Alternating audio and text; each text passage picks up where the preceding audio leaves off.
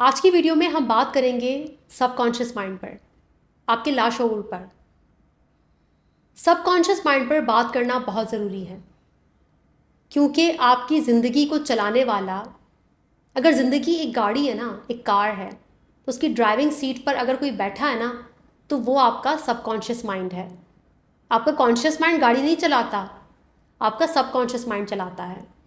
जो भी आपके एक्सपीरियंसेस हैं, जो भी आपकी बहुत सारी मेमोरीज़ हैं, आपके बिलीव्स, आपकी वैल्यूज़, जो कुछ भी आपने अपनी लाइफ में एक्सपीरियंस किया, वो सब का सब आपके सबकॉन्शियस माइंड में स्टोर्ड होता है। वो उसके पास होता है, वहाँ पर इंस्टॉल हो जाता है। और सबकॉन्शियस माइंड जो भी आपके ऑटोमेटिक फंक्शंस है बॉडी के, उनको भी चलाता है। और यही वजह है कि सबकॉन्शियस माइंड को जानना समझना बहुत ज़रूरी है।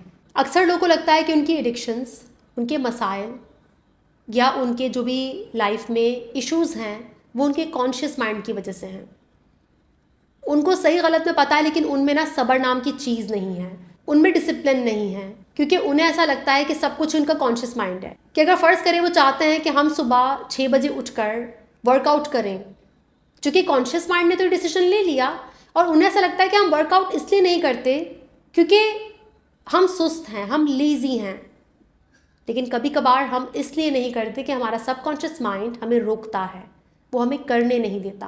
या कोई भी ऐसी एक्टिविटी, आपके गोल्स, आपके टास्क्स, या अच्छे रिलेशनशिप्स बनाना, दूसरों के साथ इमोशनली कनेक्टेड होना, अगर आपके सबकॉन्शियस माइंड में ट्रॉमेटिक मेमोरीज़ हैं, ट्रॉमेटिक एक्सपीरियंसेस हैं, आपको धोखा मिला है, आपको अपनों ने, अपने करीबी लोगों ने परेशान किया है, दुख दिया है, तो आपका सबकॉन्शियस माइंड आपको कभी भी डीपर लेवल पर रिलेशनशिप्स बनाने नहीं देगा। आपकी लाइफ में आपके सबकॉन्शियस माइंड के साथ आपकी बहुत अच्छी दोस्ती होनी चाहिए और आपको उसके बारे में काफ़ी कुछ पता होना चाहिए। अभी जो सबकॉन्शियस माइंड है, जो कि साइकोलॉजी में सबसे ज़्यादा इम्पॉर्टेंट है, साइकोलॉजी की बुनियाद सबकॉन्शियस माइंड है ना। सारे बिहेवियर्स, सारे आपके इमोशनल रिएक्शंस सब यहीं से ही बाहर निकल कर आते हैं। आपको लगता है कि मैं अपने सारे डिसीजंस कॉन्शियसली लेता हूँ, मैं सोच समझ कर लेता हूँ। नहीं, आपको ज़्यादातर आपका सबकॉन्शियस ही ड्राइव करता है। तो ये सबकॉन्शियस आया कहाँ से, किसने इसको डिस्कवर किया, किसने इसको आइडेंटिफाई किया या रिकग्नाइज़ किया कि ये हमारे माइंड का एक बहुत डीपर पार्ट है। बहुत से लोगों को ऐसा लगता है कि सबकॉन्शियस माइंड या अनकॉन्शियस की बात पहले फ्रॉइड ने की थी, सिगमंड फ्रॉइड ने। और ऐसा है भी, फादर ऑफ साइको एनालिसिस हैं वो, उन्होंने सबसे पहले इसकी बुनियाद रखी, उनकी जो भी साइको एनालिटिकल थ्योरीज़ हैं। लेकिन फ्रॉइड वो पहले इंसान नहीं थे जिन्होंने सबकॉन्शियस माइंड को आइडेंटिफाई किया या डिस्कवर किया। फ्रॉइड से पहले एक फ़िलासफ़र हैं आर्थर शोपेनहावर, जर्मन फ़िलासफ़र हैं। उनकी राइटिंग्स में भी आपको सबकॉन्शियस माइंड के बारे में जानने को मिलता है, पढ़ने को मिलता है, उसके कुछ हिंट्स मिलते हैं। लेकिन आर्थर शोपेनहावर भी वो पहले इंसान नहीं थे जिन्होंने सबकॉन्शियस माइंड के बारे में बात की। उससे भी हज़ारों साल पहले हिंदुज़म में, जी हाँ, जो हिंदू थे उन्होंने इसको आइडेंटिफाई किया था।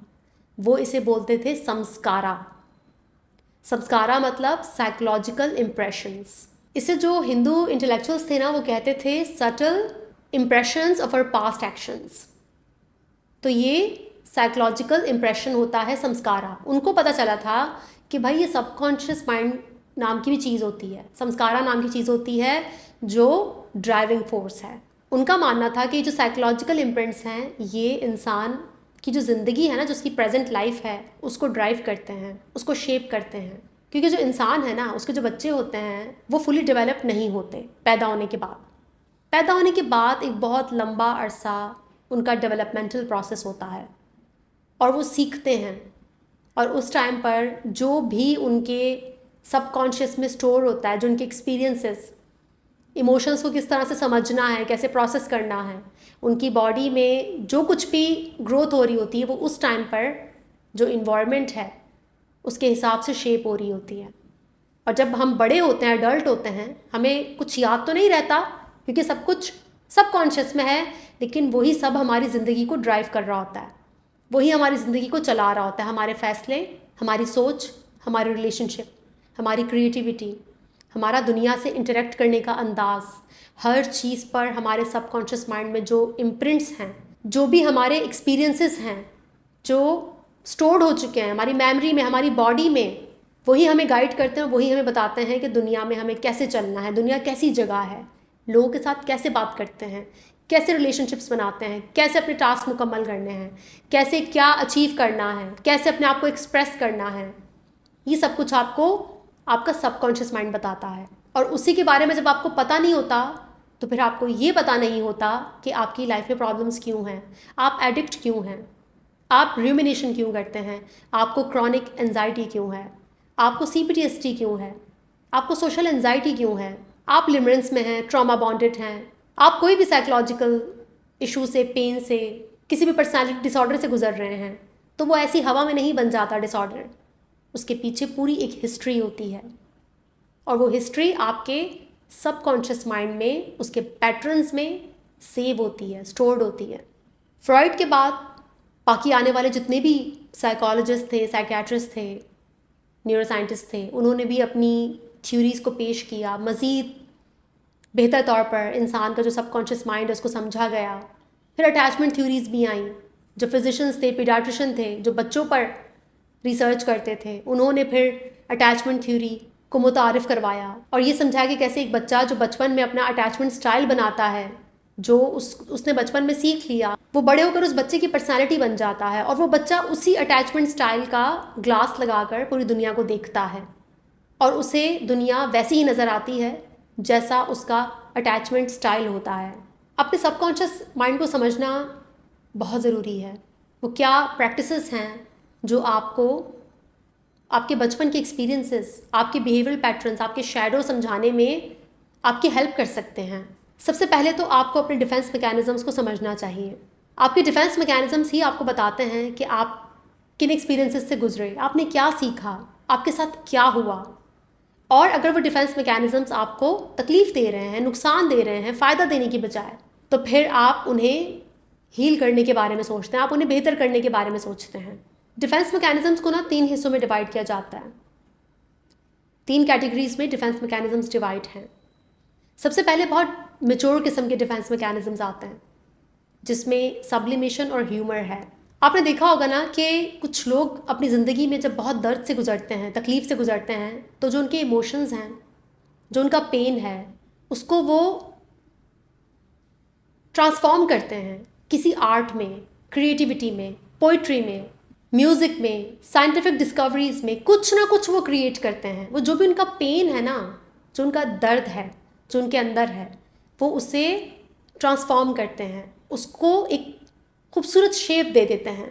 होता वो दर्द ही है, एंजाइटी, उनके बुरे एक्सपीरियंसेस, इमोशनल पेन, और वो उसे बहुत ही खूबसूरती से शायरी, म्यूज़िक, आर्ट, साइंस, कुछ भी आप कह दें, उसकी शक्ल दे देते हैं। जो भी खूबसूरत तरीका है अपने आप को, अपने दर्द को नाम देने का, एक्सप्रेस करने का, जैसे कि ह्यूमर का इस्तेमाल करना। ह्यूमर का इस्तेमाल करके हम कितनी कड़वी कड़वी बातें कर जाते हैं, अपना ही मजाक उड़ाते हैं और हमें उससे कितना रिलीफ मिलता है ना। जब हमारे अंदर बहुत एंजाइटी हो और हम कुछ ज़्यादा अपनी लाइफ को सीरियस ले रहे हो और जैसे हम अपना मजाक उड़ाते हैं, अपने आप को लाइट लेते हैं, हंसते हैं अपने अपने आप पर, अपनी सिचुएशन पर, तो हमारी जो एंजाइटी है वो किसी हद तक नॉर्मल हो जाती है। तो अच्छे और हेल्दी ह्यूमर का इस्तेमाल करना, ये भी एक डिफेंस मैकेनिज़्म है एक किस्म का। जो दूसरी कैटेगरी है डिफेंस मैकेनिज़्म की, वो न्यूरोटिक है, वो थोड़ी सी कम हेल्दी है, उसमें इंटेलेक्चुअलाइजेशन आ जाती है। जी हाँ, अपने पेन को, अपने एक्सपीरियंसेस को, अपने इमोशंस को, जो आपका दर्द है उसको इंटेलेक्चुअलाइज करना, इसमें मैं बहुत माहिर रह चुकी हूँ क्योंकि मुझे एनालाइज करना बहुत अच्छा लगता है और मैं कर भी लेती हूँ अच्छे से एनालाइज। तो मैं अपने इमोशंस को ना हर वक्त एनालाइज करती थी, रेशनलाइज करती थी, मैं उन्हें फील नहीं करना चाहती थी। तो इंटेलेक्चुअलाइज करना अपने सिचुएशंस को, हर चीज़ को, ये आपका डिफेंस मैकेनिज़्म होता है। आप फील नहीं करना चाहते ना अपने दर्द को, आप भागते हैं उससे, तो आप क्या करते हैं, आप उसे इंटेलेक्चुअलाइज करते हैं, अपने इमोशंस के लिए आर्ग्यूमेंट्स लेकर आते हैं। तो ये भी एक डिफेंस मैकेनिज़्म होता है। अब यहाँ पर जो तीसरी कैटेगरी है वो बहुत इमेच्योर है, इमेच्योर डिफेंस मैकेनिज़म्स। ये जो लोग हैं इन्हें बहुत कम शऊर होता है, बहुत कम शऊर होता है, और ये लोग किसका इस्तेमाल करते हैं, डिनायल, प्रोजेक्शन। प्रोजेक्शन का तो बहुत ज़्यादा यूज़ होता है। प्रोजेक्शन मतलब जो आपके अंदर दर्द है, जो आपके अंदर इमोशंस हैं, नेगेटिव इमोशंस हैं, या जो भी ये हेट है, फ़र्ज़ करें आप किसी से जेलस हो रहे हैं, लेकिन आप अपने इमोशंस से बिल्कुल भी अवेयर नहीं हैं, आप उसे फील नहीं करना चाहते, क्योंकि आपको लगता है कि आप बहुत अच्छे इंसान हैं, बहुत नाइस ह्यूमन बीइंग हैं, और आप तो किसी से जेलस ही नहीं होते ना, लोग आपसे जेलस होते हैं। तो जब आप दूसरों को बोलते हैं कि ये मुझसे जेलस हो रहा है, तो बहुत मुमकिन है कि वो प्रोजेक्शन हो। तो प्रोजेक्शन का बहुत ज़्यादा इस्तेमाल अक्सर वो लोग करते हैं जो शदीद ट्रॉमा से गुजरे हों, क्योंकि वो अपने आप से बहुत डिसोसिएट, डिस्कनेक्ट रहते हैं। तो वो प्रोजेक्शन का बहुत यूज़ करते हैं, हर चीज़ में प्रोजेक्शन, कि वो मेरे बारे में ऐसा सोचता होगा, उसने ऐसा किया, वो ऐसा है, मैं तो ऐसी हूँ ही नहीं, लोग ऐसे हैं, दुनिया ऐसी है, मुझ में तो कोई बुराई है नहीं। तो जो प्रोजेक्शन है ना, वो सबसे ज़्यादा इस्तेमाल होने वाला डिफेंस मैकेनिज्म है। तो आप देखिए कि आप इंटेलेक्चुअलाइज करते हैं बहुत ज़्यादा अपने इमोशंस को, आपको लगता है कि ट्रॉमा वगैरह कुछ भी नहीं होता, ये सब फजूल है, ये क्या इमोशन लगा रखा है, सब फालतू है, हर चीज़ जो है ना वो दिमाग से हासिल की जा सकती है, हम तो सोचेंगे, हम तो मैनिपुलेशन करेंगे, हम तो जो है वो इंटेलेक्चुअलाइज करेंगे ना, हम तो बहुत इंटेलेक्चुअल हैं। तो अगर ऐसा है और आप अपने दर्द, अपने इमोशंस, अपनी फीलिंग्स, अपने एक्सपीरियंसेस से भाग रहे हैं, तो ज़्यादा दूर नहीं जा पाएंगे, बहुत जल्दी कोलैप्स हो जाएंगे आप, बुरा हाल होगा आपका। इसके अलावा डिनायल, प्रोजेक्शन, रिप्रेशन, सप्रेशन, अपने इमोशंस को दबाना, घर में अगर कोई इमोशन नहीं, उसका इजहार करने की इजाज़त नहीं है, तो बच्चा उसे बचपन में सप्रेस कर देता है या रिप्रेस कर देता है अनकॉन्शियसली। बच्चे को पता ही नहीं होता, वो इमोशन उसकी मेमोरी से, उसकी कॉन्शियस मेमोरी से गायब हो जाता है। लेकिन जब वो एडल्ट होता है ना, तो वो जो रिप्रेस्ड इमोशंस हैं वो उसकी सेहत पर असर डालते हैं, और फिर उसका इजहार वो बहुत बुरे और अनहेल्दी वे में करता है।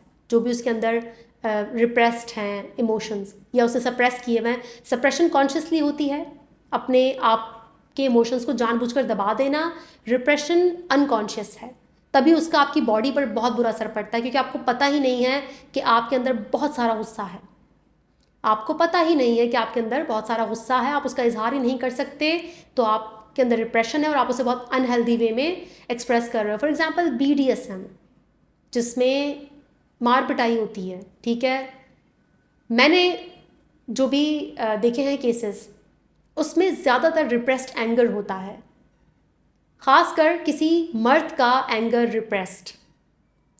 जब एंगर रिप्रेस्ड होता है और अपने एंगर का इजहार नहीं किया जा सकता, तो फिर वो इस किस्म के जो BDSM टाइप जो फैंटेसीज़ होती हैं या जो फैटिशेस होते हैं, इस तरीके से वो चीज़ फिर बाहर निकल कर आती है, जो कि बहुत नुकसान देती है, बहुत ज़्यादा नुकसान।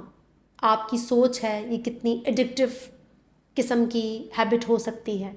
डिफेंस मैकेनिज्म्स की चौथी कैटेगरी तो मैंने बताई नहीं आपको। अगर ट्रॉमा बहुत शदीद हो और जो डिफेंस मैकेनिज्म है वो पैथोलॉजिकल भी हो सकता है, क्राइम, सीरियल किलर्स, साइकोपैथ्स, ये भी देखा जाए तो उनके अंदर जो उनके साथ हुआ, जो उनके बुरे एक्सपीरियंसेस हैं, जो वायलेंस उन्होंने सहा बचपन में जब वो हेल्पलेस बच्चे थे, तो बहुत मुमकिन है कि फिर वो उसका इजहार कैसे करते हैं, क्राइम के ज़रिए करते हैं, वायलेंस के ज़रिए करते हैं।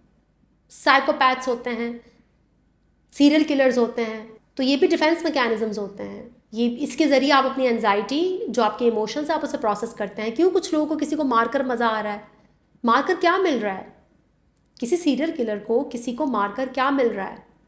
मैंने एक मर्तबा एक क्राइम शो देखा था, उसमें 2 बहनें होती हैं और उनके जो वालिद साहब होते हैं वो अफेयर करके उनकी माँ को छोड़कर और इन दोनों को छोड़कर चले जाते हैं, अबैंडन हो जाती हैं ना दोनों। तो वालिद के जाने का और माँ को इतनी तकलीफ़ से गुजरता देखने का इतना बुरा असर होता है उन पर, इतना बुरा असर होता है कि वो दोनों सीरियल किलर बन जाती हैं। तो दोनों बहनें करती क्या हैं कि जब कोई रिश्ता आता है एक बहन के लिए, तो दूसरी बहन ना उस लड़के को सीड्यूस करती है, टेस्ट करती है कि ये कैरेक्टर का कैसा है, क्या हमारे बाप की तरह तो नहीं कहीं अफेयर करके छोड़कर चला तो नहीं जाएगा। तो अगर वो लड़का उनके टेस्ट पर पूरा नहीं उतरता, जिसका वो टेस्ट लेती हैं कि कल को ये हमें धोखा देगा या नहीं, तो उसको मार देती हैं और उनके पास एक बहुत बड़ा फार्म हाउस होता है, वहाँ पर दफन कर देती हैं। पता नहीं कितने ही लड़कों को वो मार चुकी होती हैं। बिट्रेयल, अबैंडनमेंट, ट्रॉमा, दुख, तकलीफ़, वालिद ने किसी और औरत के लिए हमें छोड़ दिया। तो दुनिया के सारे लड़कों को अब टेस्ट करना है ना कि ये कैसे हैं।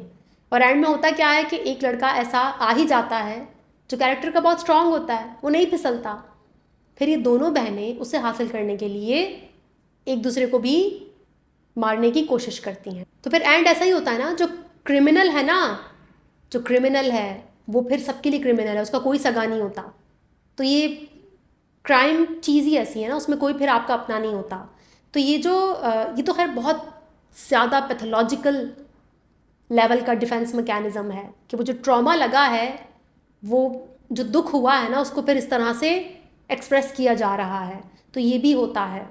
तो जितना आपके इमोशंस रिप्रेस्ड होंगे, सप्रेस होंगे, ट्रॉमा दबा हुआ होगा सबकॉन्शियस में, अपने एक्सपीरियंसेस से अपने आप से आप डिस्कनेक्टेड होंगे, डिसोसिएटेड होंगे, तो फिर आपके जो डिफेंस मैकेनिज़म्स हैं वो बहुत अनहेल्दी होंगे।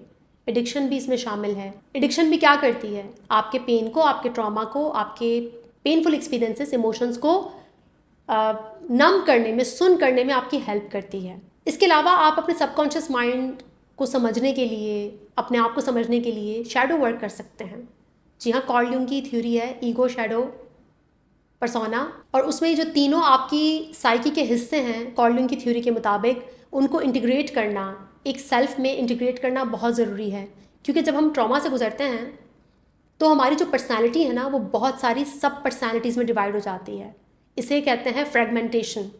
आपकी जो ईगो है, आपकी जो पर्सनैलिटी है, वो बहुत सारी छोटी छोटी पर्सनैलिटीज़ में डिवाइडेड हो जाती है, और कुछ आपके शैडो में, अनकॉन्शियस में चली जाती हैं आपकी पर्सनैलिटी की कुछ पार्ट्स, आपके कुछ एक्सपीरियंसेस जो बहुत बुरे हैं, बहुत पेनफुल हैं, कुछ आपके ईगो यानी कि आपके थोड़ा सा कॉन्शियस में होते हैं।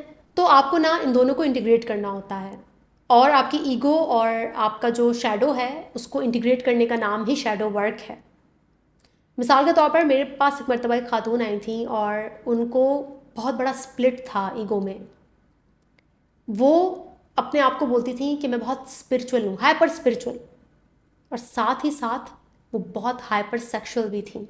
अब आप सिर्फ अंदाज़ा लगाएं कि ये जो दो पर्सनालिटीज़ की आपस में एक जंग थी, एक कॉन्फ्लिक्ट था, जो एक महाभारत थी इन दोनों के दरमियान, वो नेक्स्ट लेवल की थी, क्योंकि ट्रॉमा बहुत शदीद था उनका, शदीद ट्रॉमा। बल्कि हम ये कहेंगे कि उनकी जो ईगो है वो स्प्लिट थी। तो वो जो एक पार्ट था ना उनके कॉन्शियस में था कि वो अपने आप को बहुत हाइपर स्पिरिचुअल बोलती थी, लेकिन वो जो हाइपर सेक्सुअलिटी थी उनकी, वो उसे शैडो में ही रखती थी।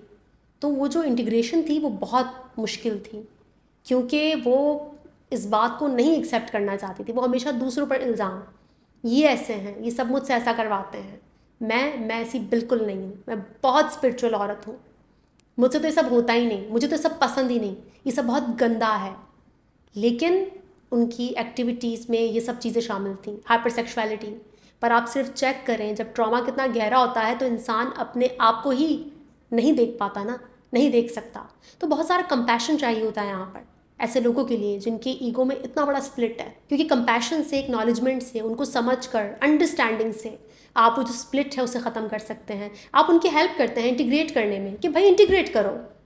सेक्सुअलिटी स्पिरिचुअलिटी से अलग नहीं है, सेक्सुअलिटी गंदी नहीं है, सेक्स गंदा नहीं है, ठीक है। स्पिरिचुअलिटी आप हासिल कर ही नहीं सकते जब तक आपकी सेक्सुअलिटी रिजॉल्व नहीं है, वो आपके दिमाग पर हावी रहेगी, सवार रहेगी बिल्कुल। तो हाइपर सेक्सुअलिटी अपने आप में एक एंजाइटी है ना, उस पर फिर कभी बात करेंगे और डीप, फिर कभी बात करेंगे, बहुत लंबी हो जाएगी वीडियोस को, मुझे ख़त्म भी करना है। तो शैडो वर्क करना बहुत ज़रूरी है, और देखें कि आपको कौन सी चीज़ें बहुत इरिटेट करती हैं, वो कौन सी चीज़ें हैं जो आपको लगता है कि आप में तो है ही नहीं ना, आप तो बिल्कुल आसमान से ही उतर कर ज़मीन पर तशरीफ़ लाए हैं, आप तो ऐसे हैं ही नहीं। तो वो जो है ही नहीं जो है ना, वो आपका शैडो हो सकता है। उसको एक्नॉलेज करें, अपनी फीलिंग्स को, अपने इमोशंस को फील करें, फील करना सीखें। ये जो सारे मैंने आपको डिफेंस मैकेनिज़म्स बताया, ये मैच्योर वाले भी, जिसमें आप पेंटिंग करते हैं, आप म्यूज़िक बनाते हैं, इसमें भी ना अगर आप अपने इमोशंस को फील नहीं करोगे ना, आप अपने जो भी आपका पेन है, जो आपके नेगेटिव इमोशंस हैं, आप उन्हें फील नहीं करोगे। और हर बार आप कहते हो कि नहीं मैंने तो पेंटिंग बनानी है, मुझे दर्द हो रहा है, मुझे एंजाइटी हो रही है, तो मैं पेंटिंग बनाऊंगी। पेंटिंग बनाने के चक्कर में आप अपने इमोशंस को फील ही नहीं कर रहे हो। ठीक है, पेंटिंग बनाना अच्छी बात है, पोइट्री लिखना अच्छी बात है, लेकिन आपको अपने जो आपके इमोशंस हैं उनके साथ बैठना भी तो आना चाहिए ना, उनको प्रोसेस भी तो करें, बॉडी में फील भी तो करें। कितनी पेंटिंग्स बनाएंगे आप, ये भी किस्म का स्केप है, तभी तो ये भी डिफेंस मैकेनिज्म है ना। आप अपने पेन को आर्ट में भी कन्वर्ट करें। बहुत से लोग अपने पेन को अपने गोल्स, जो मटीरियलिस्टिक गोल्स होते हैं उसमें कन्वर्ट करते हैं। अच्छी बात है, बहुत अच्छी बात है, लेकिन पेन के साथ बैठना भी सीखें, क्योंकि डिफेंस मैकेनिज्म्स भी एक हद तक आपको सर्वाइव करवा सकते हैं। आखिर में आपको बैठना अपनी फीलिंग्स के साथ है, अपने एक्सपीरियंसेस के साथ ही है, तो उसको फील करना बहुत ज़रूरी है। जो चीज़ें आपको परेशान करती हैं, जो इमोशंस आपको परेशान करते हैं, जो दूसरों की आदतें हरकतें आपको परेशान करती हैं, रिजेक्शन आपको तोड़ देती है, क्रिटिसिज्म आप बर्दाश्त नहीं कर सकते, हाइपर सेंसिटिव इंसान हैं। जूम इन कीजिए, किन चीज़ों को लेकर सेंसिटिव हैं, अपने अपीयरेंस को लेकर या अपनी कम्युनिकेशन स्टाइल को लेकर, किस चीज़ को लेकर वहाँ से आपको यकीनन कोई ना कोई बुरा एक्सपीरियंस हुआ है, कोई ना कोई ट्रॉमा है, शैडो है, उसे ओन कीजिए। जैसे ही शैडो आता है आपकी अवेयरनेस में, जैसे ही लाशऊर से चीज़ें शऊर में आती हैं ना, वो अपनी ताकत खो देती हैं, फिर वो आपके कंट्रोल में आ जाती हैं। जब तक लाशऊर में है आपके कंट्रोल से बाहर है, जैसे ही शऊर में आ गया आपके कंट्रोल में आ गया।